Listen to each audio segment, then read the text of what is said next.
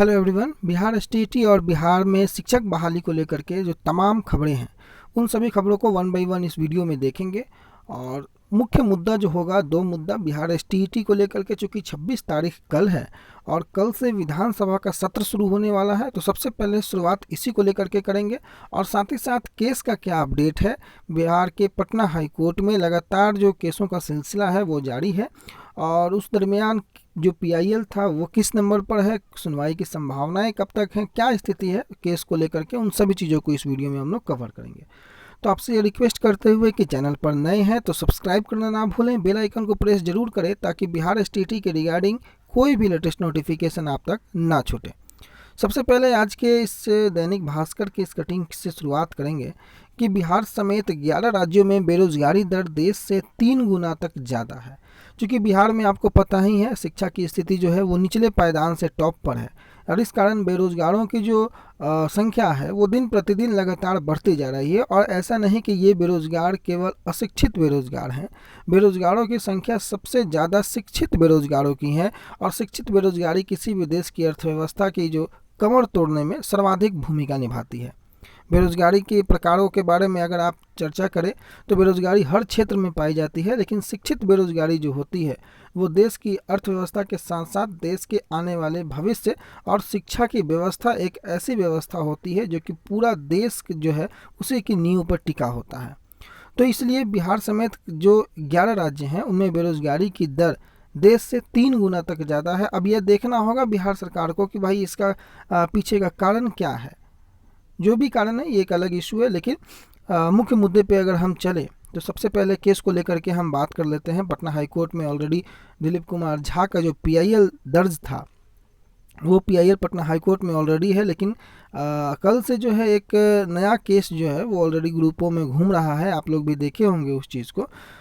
जो Patna high court की आप वेबसाइट पे जा करके देखेंगे तो दिख जाएगा CWJC 13-170/2021। ऑलरेडी इसके पहले कई केस जो थे, लगभग 3 महत्वपूर्ण केस वो मैंने आपको बताए रखे थे। और CWJC 13-170/2021 ये जो केस नंबर है ये कल से ऑलरेडी पटना हाई कोर्ट की वेबसाइट पर घूम रहा है, जिसका रजिस्ट्रेशन डेट आप देखेंगे 24 जुलाई 2021। डेट ऑफ फाइलिंग जो है वो 17 जुलाई 2021 का है। और यहाँ पर आप देखेंगे पिटिशनर में तो Kumar Sanjeet petitioner name, respondent में द स्टेट ऑफ बिहार और रिस्पोंडेंट के एडवोकेट प्रभाकर झा। और इसकी जो लिस्टिंग की डेट है, हालांकि वो डेट नहीं हो पा रही, आप सबों को पता है, लेकिन लिस्टिंग की डेट जो है वो 26 जुलाई यानी कि कल का डेट जो है वो यहाँ पर दिया गया है। चूँकि अभी कोई भी केस लिस्टिंग नहीं हो पा रहा है, इस कारण से इसकी भी संभावनाएँ कम है। अब हम आते हैं अगले दिलीप कुमार झा वाले केस को लेकर के सबसे पहले बातें कर लेते हैं। देखिए, दिलीप कुमार झा का केस पिछले दिनों 93 नंबर पर था, 93 नंबर पर था। 93 से वो 92 पर हुआ, 92 से वो 89 पर हुआ था। 23 जो एक्शन डेट आप देख रहे हैं 23 जुलाई को। लेकिन इसका अगर प्रेजेंट स्टेटस अगर आप देखिएगा तो प्रेजेंट स्टेटस कहीं ना कहीं ये केस जो है वो, बाकी खबरों की ओर तो हम चलेंगे, लेकिन प्रेजेंट स्टेटस इसका जो है वो बदल चुका है। अब क्या है प्रेजेंट स्टेटस वो मैं आपको दिखाने का प्रयास करता हूँ।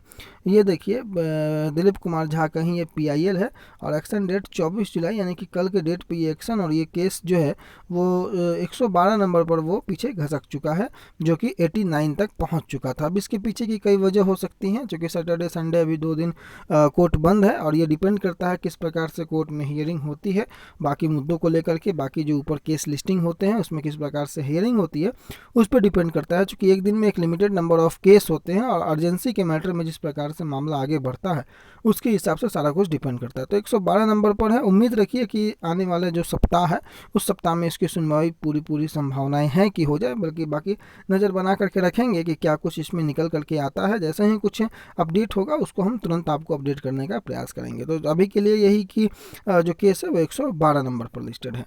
अब हम कुछ अन्य महत्वपूर्ण बिंदुओं पर चर्चा कर लेते हैं बिहार एसटीईटी को लेकर के। देखिए, बिहार एसटीईटी आपको पता है कि 26 जुलाई से यानी कि कल से मानसून सत्र शुरू है और मानसून सत्र शुरू होने के कारण लगातार विधायक जो हैं वो पटना पहुंच चुके हैं।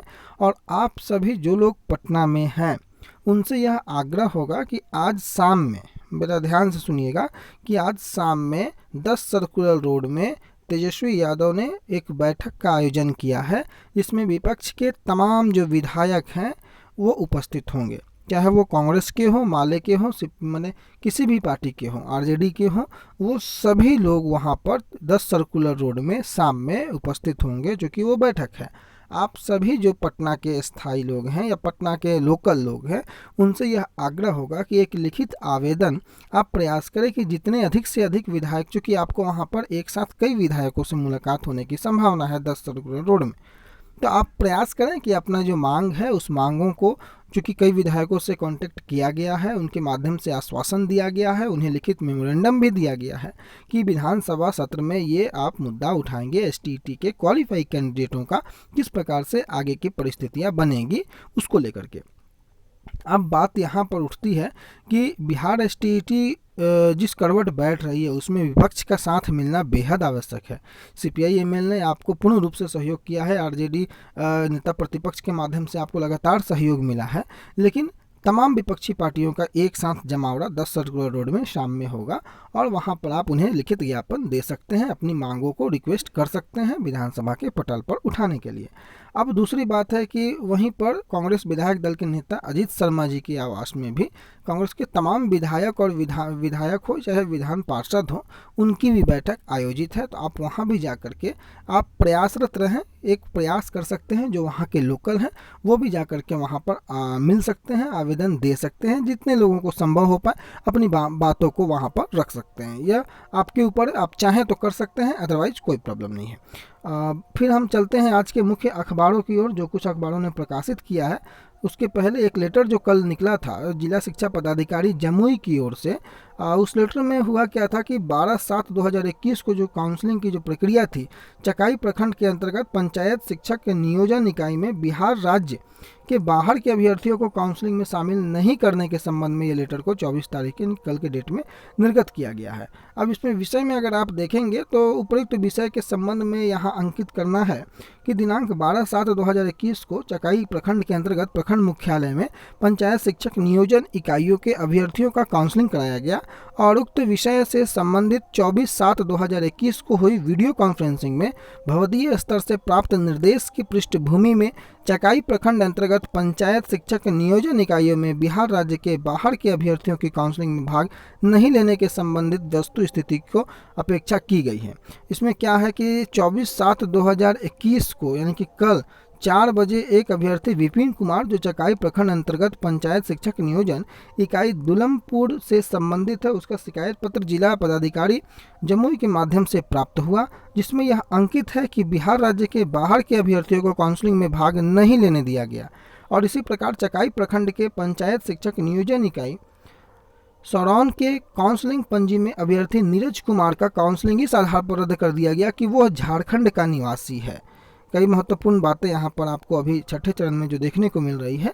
तो प्राप्त शिकायत पत्र एवं पंचायत शिक्षक नियोजन इकाई सौरौन की काउंसलिंग पंजी मेरे द्वारा पूर्व में भवदीय को समर्पित प्रतिवेदन को पुष्ट करता है। उल्लेखनीय है कि अधो हस्ताक्षरी कार्यालय से ज्ञापन 5/8/9 दिनांक 3/7/2021 के द्वारा अशोक कुमार चौधरी प्रखंड शिक्षा पदाधिकारी चकाई को उक्त काउंसलिंग प्रक्रिया हेतु अनुश्रवण पदाधिकारी के रूप में कार्य करने के लिए प्राधिकृत किया गया था, के द्वारा दायित्व निर्वाहन नहीं किया गया और उपरोक्त परिप्रेक्ष्य में चकाई प्रखंड अंतर्गत 12/7/2021 को प्रखंड मुख्यालय में आयोजित सभी पंचायत शिक्षक नियोजन इकाइयों की काउंसलिंग एवं चयन को निरस्त करने की अनुशंसा की जाती है और प्रार्थना है कि उक्त तिथि को आयोजित चकाई प्रखंड के सभी पंचायत शिक्षक नियोजन इकाइयों की काउंसलिंग एवं चयन प्रक्रिया को निरस्त करने हेतु आदेश की कृपा की जाए। ये जिला शिक्षा पदाधिकारी जमुई की ओर से यह लेटर जारी किया गया है, जो कि झारखंड के जो निवासी कह करके उन्हें आगे मौका नहीं दिया गया, इस कारण से